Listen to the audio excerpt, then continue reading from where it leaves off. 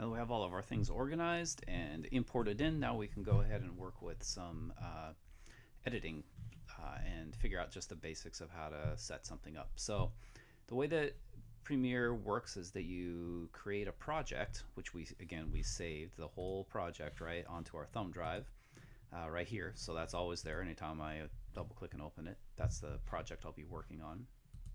And so you save it, and then you can also create sequences. So again, if you go into Premiere and you just go to sequence, you can create like a new sequence sometimes, and it'll let you kind of begin all that stuff. But what you really want to start with first is you want to take some footage and just drag it into the timeline, right? So I'm just going to take this first piece of footage and drag it down in and drop it. So now you can see that I've got my I'm going to just turn this. Let's see. You can always click on these arrows here to see all the controls and stuff like that. I can also change the space by making it bigger or smaller. So I'm just going to scoot that over a little bit. So you can see that in my timeline now, right, I have my basic piece of footage that's been placed in here. You can see underneath it is the sound. So this waveform is down here that lets me see where the sound is kind of happening as in the footage. And then you know, I can basically toggle that on or off. Like if I don't want it to be there, the footage to have the sound, I can hit the mute button, and that'll just mute the sound so that that doesn't show up at all. So sometimes that's a good thing to do. Also, if you just want to, you can control click on this, right click on it, and you can click through this, and you'll see that there's a bunch of options here. And again, I have this clip selected. I'm just going to control click on it. And if I go through here, I can unlink it, which means it's going to unlink the sound bit here from the video. So now, like, you can see I can get this all out of sequence, and it can look like one of those badly dubbed like old kung fu movies or something like that, right? So you got to be careful with that. But if I really don't want the sound, I can unlink it and then just hit delete, and the sound's gone now. I don't have to worry about it. It's all there. All that's left is the video footage that I'm trying to work with, right? So there it is. It's in there. I can place it in there. And now I can go ahead and you know, start messing around with what I'm looking at. So again, since this is a non-destructive, non-linear piece of editing software, one of the simplest ways to think about what you're going to do now is you're just going to pick a spot where maybe you might want it to start. Like, let's say I wanted these you know, these goofy like kind of characters to start here. I could do that, and then I can grab this tool. So again, over here are your tools, and there's all these different options, but I'm just going to click the razor tool, which is a throwback to when they actually used to chop up film. So they would cut film up in an editing room. So I'm going to click on that, and that's going to create basically a little line between those two chunks, right? And then if I go back up here to the arrow tool, sometimes I call it the black arrow tool, the selection tool, but if you just grab that, you'll see I can select either side of that cut. So I can just click there, and I'm going to delete it. Now if I drag this back to here, now that's where that clip will begin. So it'll start, you know, if it's a little bit out of sequence. So there you go. So now if I know I want them to walk across and then I want to cut at the end of it, I can do the same thing where I can grab my razor blade, I can chop that, grab the back end of this clip and delete it. And now it's only going to show me a representation of that edit from that spot to the next one. So it's a pretty simple thing. The cool thing about this is that none of this is actually like gone. So it's all non-linear, right? So as long as I have this arrow selection tool selected, I can click and drag, and I can stretch this out, and it's just basically going to let me adjust the in and the out points of this. There are other ways to do in and out points, but this is probably the simplest way for people to kind of think it through. So I always like to start this way. So there you go. So if this is the little cut I want, I've just made it, and that's great. And so now if I want, I can grab even that same piece of footage and drag it into the timeline.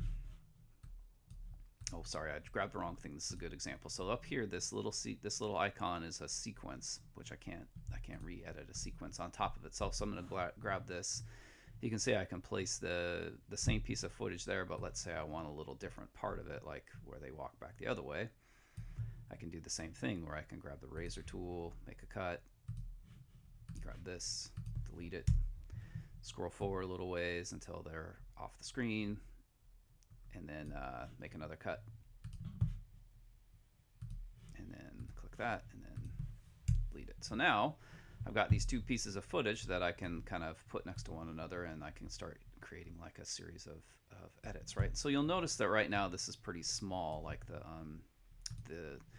like it's hard to see the timeline. So there's this little slider down here. You can see it's kind of there's different versions of this in the different Adobe products. But if I click and drag on the right hand side and just stretch it out, it's going to kind of zoom me in on that timeline, which gives me a little bit tighter control. But you can see, so you can just see how that edit happens. If I scooted this over a little bit, you know, then I'd have black space between them. So if I want to just make them kind of butt up against one another, I stick them there together. And so that's the basics of like an edit with the tools that we're mostly going to use are going to be this razor blade and this move tool are going to be the ones that you spend the most time with, more than likely for what you're doing. So that's basic baseline editing. Remember, hit Command S or save, go up to File, save, whatever the keyboard shortcut is that for you, and just hit that so that you're always saving your work as you go. But now you can go ahead and like string together a whole bunch of pieces of like footage, right? And one thing that to kind of watch out for is like, let's say I grab this footage here and I drag and drop it right on top, right, and let it go. You're going to notice that it just overwrote. So it just wrote over the piece of footage I had underneath it, right? So so it basically like kind of messed up that edit that I just kind of worked so hard on. So one way to kind of do that sometimes, if you're thinking about, well, how do I work on these projects like in a logical way? Remember, you can always hit Command Z, which is undo, which would be up here, edit, undo. And so if you do something you don't like, you can go back. So let's say instead of like overwriting it, like dragging it down into that spot, I'm just going to click this one and drag it to the line above it. So now, instead of overwriting what was underneath it, it's just kind of like superimposing itself over the top of the other one.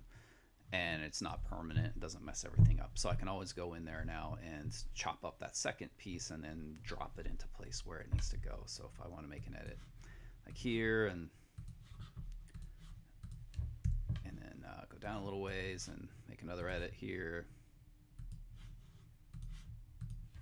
And then if I like that, if this looks right, then I can drop it down and scooch it over before I then I'm not overwriting things on accident. So you want to be careful about overwriting your project. So so hopefully that all makes sense, and I can always like adjust this edit by stretching this out and scooting this over or recutting it. Because remember, this is just like a big long line of my full footage that's here, and this little chunk that I've given myself to is like cutting a little window in a piece of like paper or something like that, and only allowing that little bit to show itself in between this spot and that spot. But the big string, this whole string of footage is still hidden underneath those edits. I don't know if that makes sense, but it helps me think it through.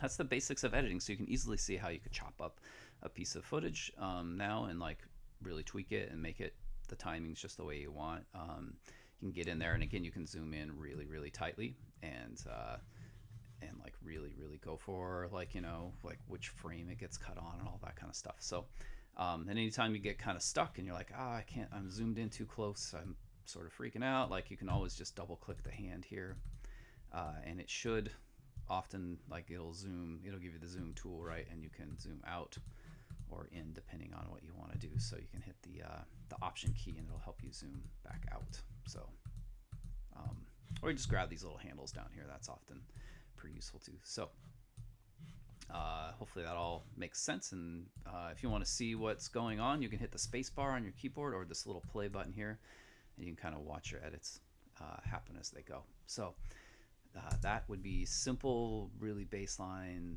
basic editing.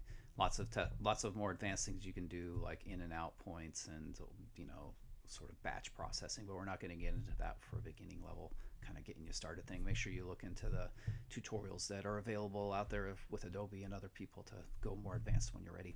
So so I would suggest start making some edits, fool around, see what happens, see what you can learn, see where you get stuck, and then we'll come back and do a little bit more advanced editing for the next video.